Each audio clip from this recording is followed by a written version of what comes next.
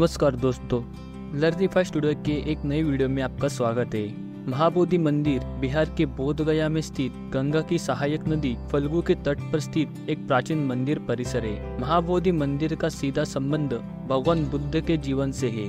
महाबोधि मंदिर भगवान बुद्ध के जीवन और विशेष रूप से आत्मज्ञान की प्राप्ति से संबंधित 4 पवित्र स्थलों में से एक है। महाबोधि मंदिर में बोधि वृक्ष का वंशज है, जिसके तहत बुद्ध ने 531 ईसा पूर्व में ज्ञान प्राप्त किया था। महान मौर्य राजा अशोक को महाबोधि मंदिर का संस्थापक माना जाता है।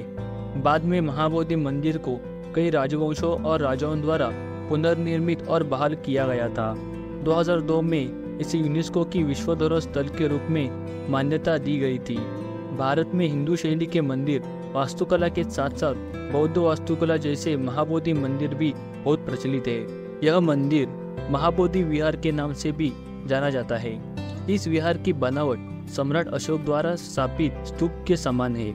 इस विहार में गौतम बुद्ध की एक बहुत बड़ी मूर्ति स्थापित है। यह मूर्ति पद्मासन की मुद्रा में है। यहाँ अनुश्रुति प्रचलित है कि यह मूर्ति उसी जगह स्थापित है जहाँ गौतम बुद्ध को ज्ञान बुद्धत्व प्राप्त हुआ था। विहार के चारों ओर पत्थर की नक्काशीदार रेलिंग बनी हुई है। ये रेलिंग बोध गया में प्राप्त सबसे पुराना अवशेष है। इस विहार परिसर के दक्षिण पूर्व में प्राकृतिक दृश्यों से समृद्ध एक पार्क है, जहाँ बौद्ध भिक्षु ध्यान साधना करते हैं। इस विहार परिसर में उन 7 स्थानों को चिन्हित किया गया है जहाँ गौतम बुद्ध ने प्राप्ति के बाद 7 सप्ताह व्यतीत किया था। जातक कथाओं में उल्लिखित बोधि वृक्ष भी यहाँ है। यहाँ एक विशाल पीपल का वृक्ष है जो मुख्य विहार के पीछे स्थित है। बुद्ध को इसी वृक्ष के नीचे ज्ञान प्राप्त हुआ था। वर्तमान में बोधि वृक्ष की यह 5वीं पीढ़ी है। मुख्य विहार के पीछे बुद्ध की लाल बलुआ पत्थर की 7 फीट ऊंची मूर्ति है। यह मूर्ति वज्रासन मुद्रा में है। कहा जाता है कि 3री शताब्दी ईसा पूर्व में इसी स्थान पर सम्राट अशोक ने हीरों से बना राज सिंहासन लगवाया था और इसी पृथ्वी का नाभि केंद्र कहा था। इस मूर्ति की आगे बुरे बलुए पत्थर पर बुद्ध की विशाल पदचिन्ह बने हुए हैं। बुद्ध के इन पदचिन्हों को धर्मचक्र प्रवर्तन का प्रतीक माना जाता है। बुद्ध ने ज्ञान प्राप्ति के बाद दूसरा सप्ताह इसी बोधि वृक्ष के आगे खड़ी अवस्था में बिताया था।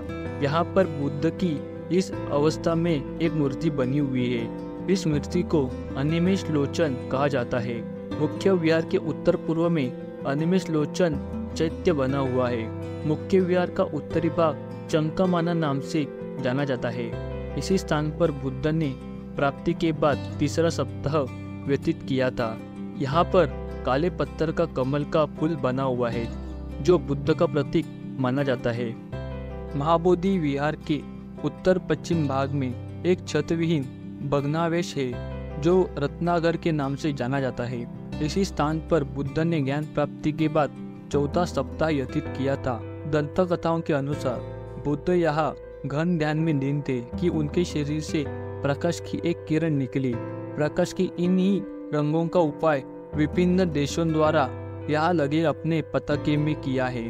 बुद्ध ने मुख्य विहार के उत्तरी दरवाजे से थोड़ी दूर पर स्थित अचपाला निगरोधा वृक्ष के नीचे ज्ञान प्राप्ति के बाद 5वां सप्ताह व्यतीत किया था। बुद्ध ने 6ठा सप्ताह महाबोधि विहार के दाईं ओर स्थित मोचालिंडा शील के नजदीक व्यतीत किया था। यह शील चारों तरफ से वृक्षों से घिरा हुआ है। यह शील के मध्य में बुद्ध की मूर्ति स्थापित है। इस मूर्ति को एक विशाल सांप बुद्ध की रक्षा कर रहा है। इस मूर्ति के संबंध में एक दंत कथा प्रचलित है। इस कथा के अनुसार बुद्ध प्रार्थना में इतने तल्लीन थे कि उन्हें आंधी आने का ध्यान नहीं रहा। बुद्ध जब मूसलाधार बारिश में फंस गए तो सांपों का राजा मोचालिंडा अपने निवास से बाहर आया और बुद्ध की रक्षा की। इस विहार परिसर के दक्षिण पूर्व में राजयातना वृक्ष है। बुद्ध ने ज्ञान प्राप्ति के बाद अपना 7वां सप्ताह इसी वृक्ष के नीचे व्यतीत किया था। यही बुद्ध 2 बर्मी व्यापारियों से मिले थे। इन व्यापारियों ने बुद्ध से आश्रय की प्रार्थना की। इन प्रार्थना के रूप में बुद्धम शरणम गच्छामि का उच्चारण किया। इसके बाद से यह प्रार्थना प्रसिद्ध हो गई। महाबोधि मंदिर एक ऐतिहासिक पृष्ठभूमि है। इस मंदिर को पूरी तरह से ईंटों से निर्मित सबसे पुराने बौद्ध मंदिरों में से एक है। महाबोधि मंदिर परिसर 3री शताब्दी ईसा पूर्व में मौर्य सम्राट अशोक द्वारा निर्मित पहला मंदिर भी है। महाबोधि मंदिर की स्थापत्य शैली असामान्य है।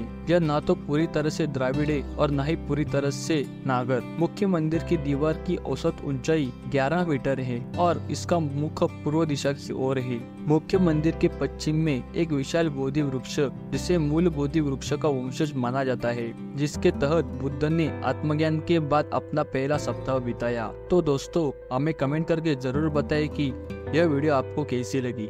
साथ ही वीडियो को लाइक करें। ऐसे ही रहस्यमय और मजेदार वीडियोस देखने के लिए हमें सब्सक्राइब करें और साथ ही बेल आइकन को दबाएं ताकि हमारी वीडियोस जल्द से जल्द आप तक पहुंचे। धन्यवाद।